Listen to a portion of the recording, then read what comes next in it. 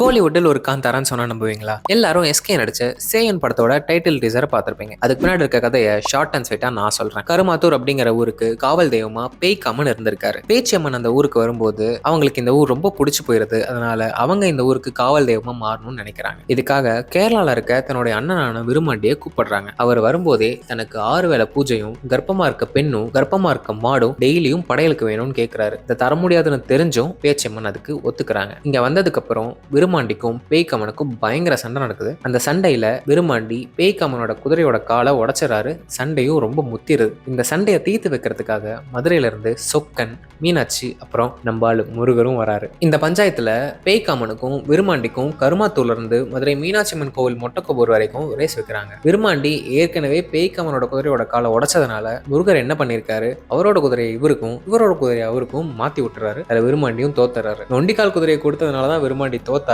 பேச்சியம்மன், இனிமேல் நாங்க யாரும் முருகரை கும்பிட மாட்டோம், அதே மாதிரி யாராவது கும்பிட்டா அவங்க குடும்பமே அழிஞ்சிரும்னு சாவ விட்டுறாங்க. இந்த டீசர்ல கூட வள்ளி திருமண நாடகம் போட்டவங்க அடிச்சிருப்பாங்க. இதனாலதான் விருமாண்டி கேட்டது எதுவுமே கொடுக்க முடியாத பேச்சியம்மா விருமாண்டி அடக்க தன்னோட மோதிரத்தை கலட்டி கிணத்துல போட்டு அதை விருமாண்டி எடுத்து தர சொல்றாங்க. விருமாண்டி அதை எடுத்து தர போகும்போது அவரை உள்ளேயே கட்டியும் போட்டுறாங்க. கட்டி போட்டுட்டு, நீ கேட்ட எதுவுமே எங்களால கொடுக்க முடியாது, ஆடி வெள்ளி உச்சி பூஜை அப்ப மட்டும் நீ கேட்டதை தரோம், அதுவும் நீ கேட்ட கர்ப்பமா இருக்க பெண்ணும் கர்ப்பமா இருக்க மாட்டையும் கொடுக்க முடியாது, அதுக்கு பதிலா கர்ப்பமா இருக்க ஆட்டை தரோம் அப்படின்னு சொல்லியிருக்காங்க. ஆடிவெள்ளி உச்சி பூஜை அப்ப மட்டும் விருமாண்டி வெளியே வருவார்னு நம்பப்படுது. இந்த ஆடிவெள்ளி உச்சி பூஜையை தான் எப்படி நடக்கும்னு விருமாண்டி படத்துல தெளிவா காமிச்சிருப்பாங்க. ஒரு பெரிய ஹீரோ ரூரல் படத்துல நடிச்சு ரொம்ப நாள் ஆச்சு. பார்ப்போம் படம் எப்படி இருக்குன்னு.